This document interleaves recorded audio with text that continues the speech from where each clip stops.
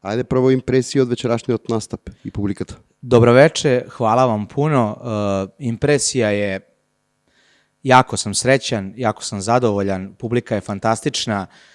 Ono što nisam znao sam da, ne znao, da će biti tako dobro, ali toliko improvizacije, toliko ljudi koji su raspoloženi za šalu, tako da mogu samo reći 2 reči. Hvala Makedonija. Со тебе носиш уште еден колега стендап комичар да отвори за тебе. Ајде, представи ни го него.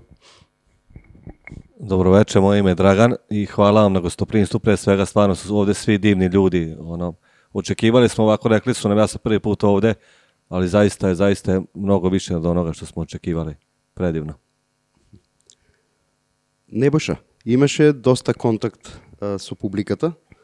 Често ти се случува тоа да имаш таков контакт со публиката, да дојде некој до тебе на сцена да се качи?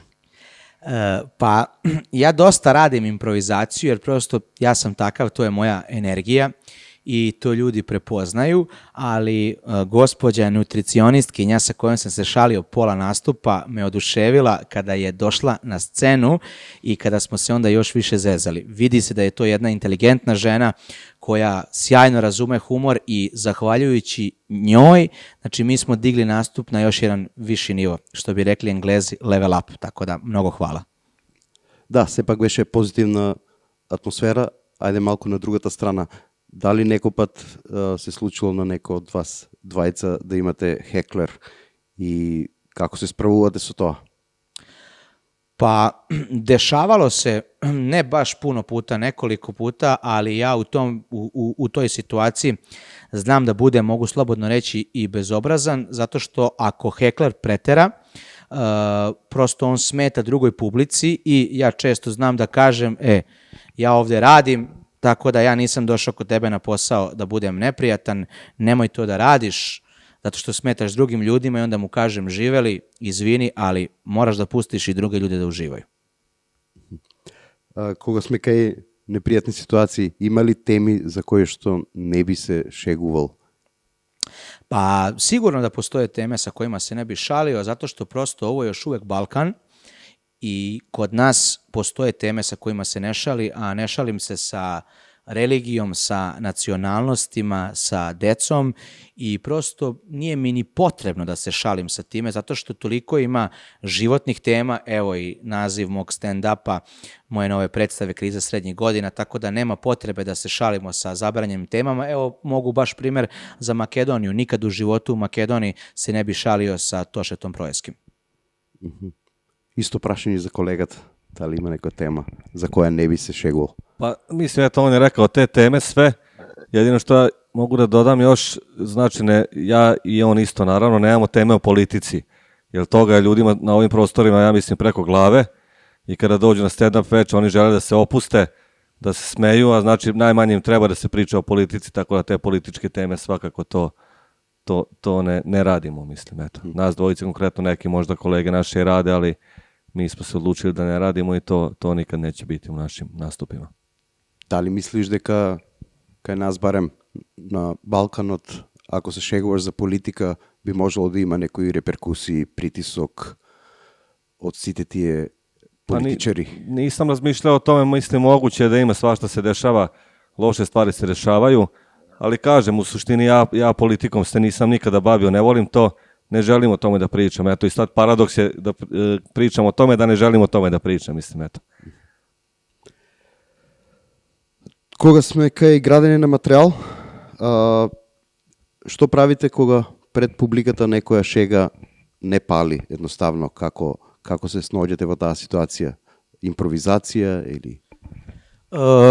Pa da, improvizacija je uvek dobra, ali ja mislim da je najbolja jedna stvar, a to je iskrenost.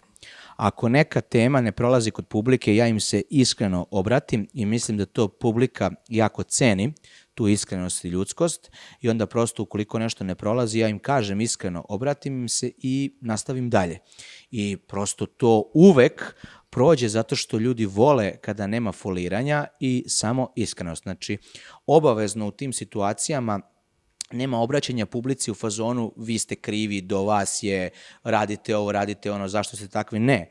to vama ne prija i ja sam došao zbog vas. Idemo dalje na neku drugu stvar, hvala vam što ste mi ukazali na to. Nikakav problem nemam s tim. Но все пак има и некое движење, барем до пред година-две имаше некое движење као на политичка коректност, да не смеат комичари да се шегуват на определени групи на луѓе. Имаше комичари во светот кои што беа откажани, блокирани и сето тоа. Така да, какво е вашето мислење за публиката, пошто и публиката се менува со текот на времето? Da, tako je. Pa prvo, komičari ne bi trebali da budu nikada cenzurisani. Zato što prosto stand-up je slobodna forma i ne postoji tema sa kojom ne bi smeo da se šališ. Zato što prosto stand-up, došli smo svi da se šalimo, da se zezamo. Znači, niko ne misli ozbiljno. Ako se neko šali sa crncima, nema on lično ništa protiv crnaca, nego pravi šale na tu temu. Tako da svako ko se uvredi na bilo šta, nije shvatio stand-up, jer stand-up je forma, znači, i šale i zezanja, ok, stand-up treba da bude i preneseno značenje, znači da ta šala ima i neku poruku, ali svakako ta poruka nije ništa protiv tih ljudi, nego da se ukaže na neke stvari, bar iz mog ugla. A što se tiče politike, ja bi se delimično složio sa Draganom, delimično ne. Znači, treba se šaliti sa politikom ako želiš da preneseš neku poruku. Ne sme biti cenzure.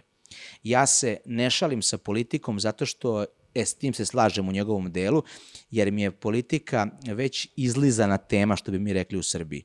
Neću da moj nastup bude obojen politikom zato što imam mnogo više životnih tema, kao što je generalno kriza srednjih godina. I meni je mnogo interesantnije da se ja šalim sa stvarima kako smo mi postali hipohondri, idemo u teretanu ili planinarimo, nego da uhvatim nekog političara. Neću da se šalim sa tim i neću da mu dajem medijsku pažnju.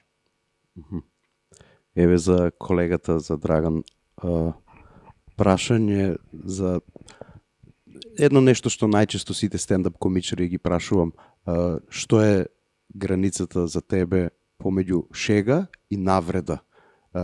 Има ли таква граница? Јас најчесто ја дефинирам, шега е кога можеш да направиш и на самиот себе, а навреда е кога само се шегуваш на другите.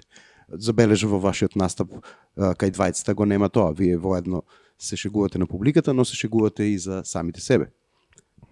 Pa evo sad, baš smo čas Nebojša i ja pričali pre nastupa, ja sam imao neke šale na njegov račun i rekao, to je super, su kao slobodno pričaj to, a rekao ne želim, ti si me zvao da ti otvaram, ipak ti si stariji kolega i mislim, s jedne strane ne bi bilo u redu, ja sad njega nešto prozivam, na taj način ja pokušavam nešto da dobijem, mislim. A što se tiče publike, moj stil nije da radim tu improvizaciju sa publikom, ako se nekad desi, ali u suštini ti to već vidiš u prvih 5-10 minuta na nastupu kako je publika raspoložena, da li su raspoloženi, mislim sad i kad kreneš, ja ne volim te, znači da budu neke hardcore fore sa publikom, nešto blago, ono, tako zezanje, ali prvo u suštini se šalimo na svoj račun, pa tek onda sa publikom. To je to. Ja bih se isto samo kratko nadovezao, ono što sam i rekao večeras na nastupu, ja pre nego što počnem improvizaciju, ja objasnim da ćemo se šaliti, znači svi zajedno i da nema ljutnje, i ja volim da kažem, prvo zezamo debelog, pa tek onda vas. Што е следно по вечерва?